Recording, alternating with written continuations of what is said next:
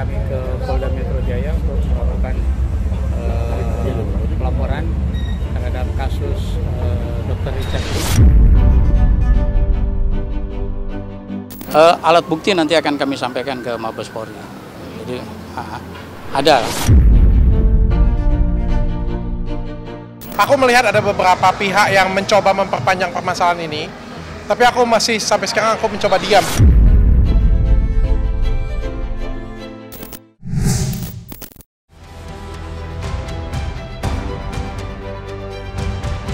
Sudah beberapa hari ini, nama Richard Lee tengah menjadi sorotan. Bagaimana tidak, buntut video pencurian di klinik kecantikan miliknya diduga direkayasa untuk tujuan tertentu.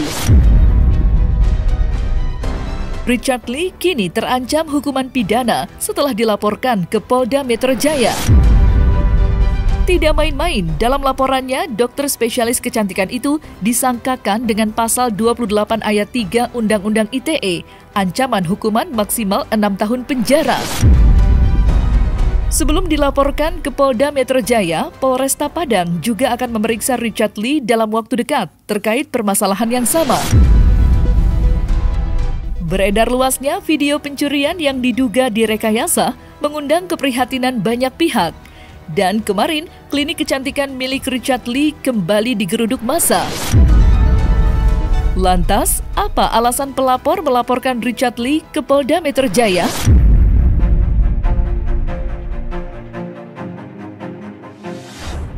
Si office boy itu ngilang aja dulu, Mbak. Kalau polisi nanti aku yang tangani, kasih duit aja selesai. Apa tuh? Ya, terbalik enggak lah. Enggak, tenang aja lah, nanti aku yang menjawab. Udahlah. Konsep yang kedua, awak mengaku kalau nonton kayak gitu serulah itu atau kayak yang contohnya itu ya. Ada konsep tadi itu, alun lah ya? Lah direkam tadi? Alah. Jangan rekaman? Betul. Itu adalah diresmikan. Kedatangan kami ke Polda Metro Jaya untuk melakukan pelaporan terhadap kasus Dr. Richard Lee di Padang, yang dimana kita tahu bahwa kejadian-kejadian yang kemarin yang viral di sosial media sudah berdampak luas sekali, dan juga kami juga akan melakukan pelaporan di Polda Metro Jaya saat ini, siang ini. Bukti apa aja yang sudah dibawa hari ini? Ya, bukti-buktinya yaitu rekaman-rekaman dari sosial media, dan juga ada pernyataan juga dari Dr. Richard Lee bahwa informasi yang saya terima bahwa beliau sudah melakukan klarifikasi, katanya sudah tidak perlu diperpanjang, dan ini sebenarnya menurut kami adalah pelecehan daripada institusi kepolisian. Ya, jadi sudah melakukan pembohongan publik juga terkait dengan Undang-Undang ITE. Itu aja. Dan arahan dari SPKT akan kami dimintakan untuk melengkapi bukti-bukti berupa transkrip, ya, transkrip dari video itu, dan untuk itu besok kami akan kembali lagi ke sini untuk menyerahkan bukti-bukti, karena tadi juga pasal yang sudah ditetapkan sudah disepakati juga adalah pasal 28 ayat 3 Undang-Undang ITE. Ancamannya besok kita akan rilis lagi. Jadi besok diminta bukti-buktinya, kelengkapan bukti-buktinya. Arahan dari unit cyber juga mengatakan sebaiknya membuat LP itu di Mabes Polri, karena wilayah hukumnya Mabes Polri membawahi seluruh Polda seluruh Indonesia. Alat bukti nanti akan kami sampaikan ke Mabes Polri. Jadi ada lah. Untuk pasalnya sementara ini belum kami bisa sampaikan. Nanti di Mabes juga akan kami sampaikan di unit Krimsusnya. Kami akan sampaikan di sana. Nanti apapun arahan dari Mabes Polri akan kami patuhi dan kami tindak lanjuti. Kami akan upayakan maksimal mungkin. Jadi soal nanti laporan diterima atau tidaknya ya tergantung di Mabes. Ya, dugaannya adalah penyebaran hoax atau informasi yang kurang baik lah ya, yang kurang baik. Karena kami juga, saya dari LSM Aliansi Patriot Indonesia Pancasila juga yang berkaitan, jadi kami juga peduli dengan kepedulian masyarakat sehingga tidak timbul kegaduhan-kegaduhan, sehingga tidak ada informasi-informasi yang hoax atau informasi yang tidak benar. Ya, informasi tentang apa yang disampaikan oleh oknum ini bahwa terjadi pencurian dan ini kemudian disebarluaskan di sosial media. Dan itu mungkin yang akan kami angkat. Sejauh ini kami belum ada komunikasi dengan mantan karyawan yang sebagai terduga. Kami belum ada komunikasi.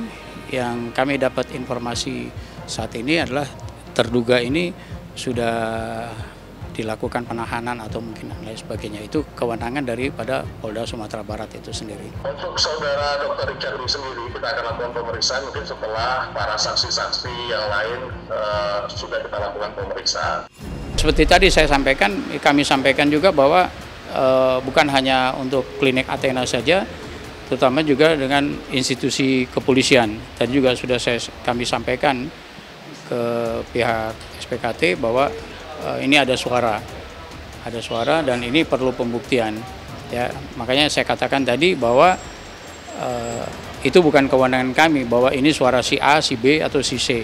Jadi kami biarkan kepada pihak kepolisian saja yang menyelidikinya. Yang masih sekarang beredar sih 28 ayat 3. Kami belum bisa sampaikan banyak karena mungkin besok hasil gelar ada junto pasal yang berikutnya berkembang, kita belum tahu gitu loh. Nanti kalau kami sampaikan sementara besok perkembangannya berbeda lagi, nanti masyarakat jadi bingung gitu loh. Jadi saya harap besok bicara pastinya dengan LP yang kami akan publish, dengan ancaman dan dugaannya kami akan publish besok.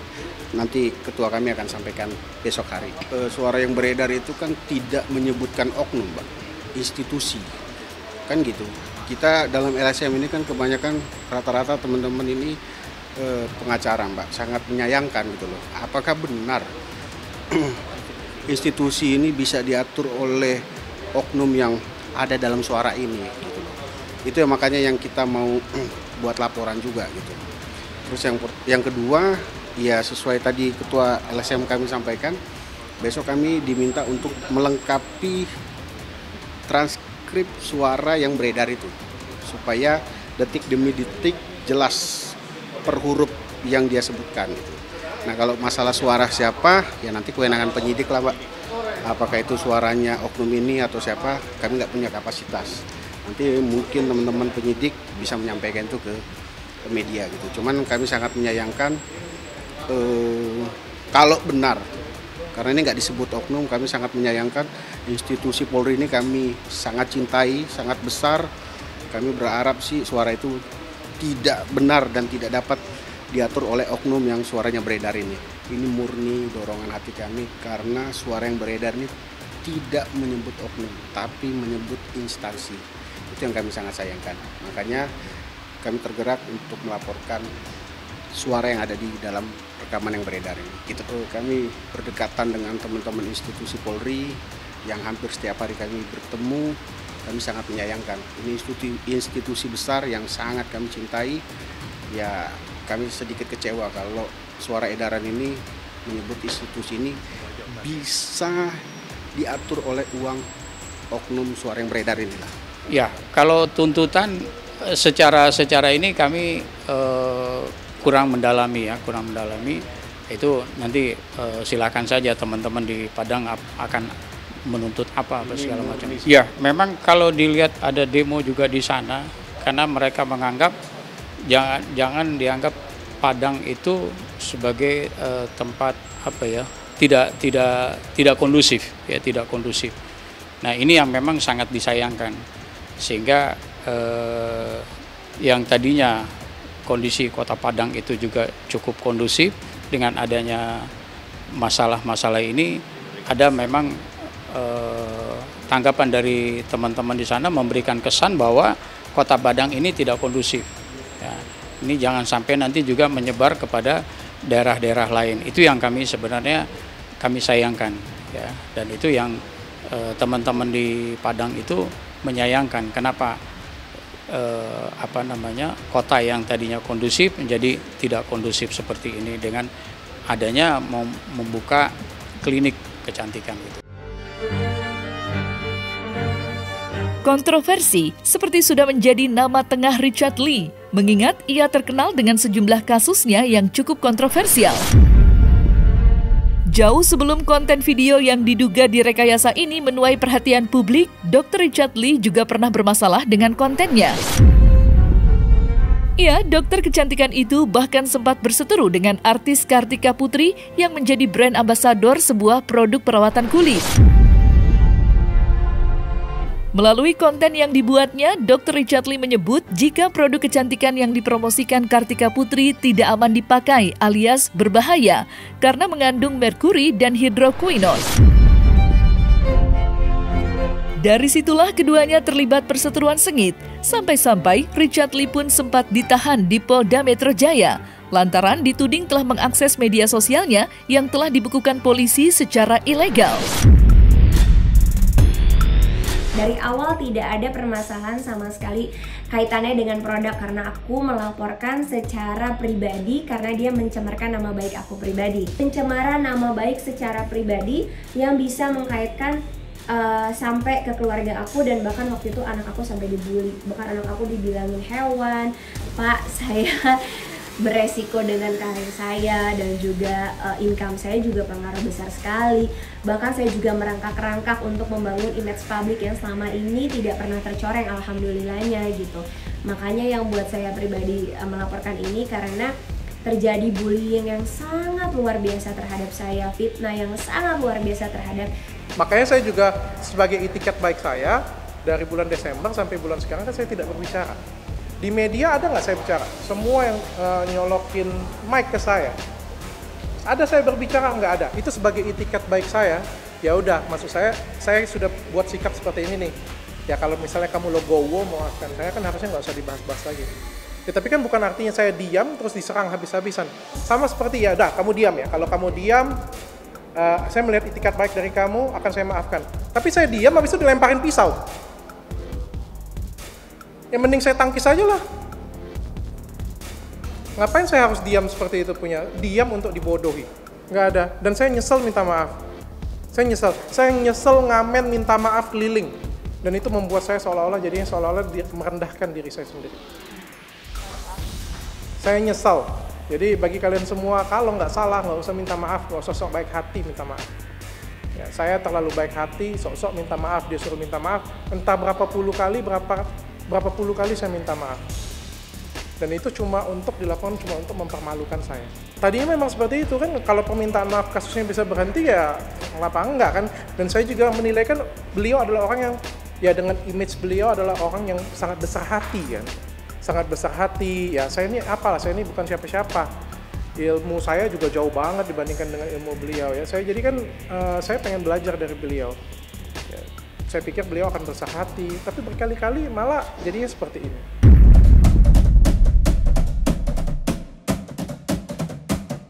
Nah, selesai sudah Cumi Lovers, saksikan terus Cumi Camp In-Depth, kabar lengkap, mendalam, dan akurat dari narasumber terpercaya. Dan jangan lupa untuk like, subscribe, dan juga share channel YouTube Cumi Cumi.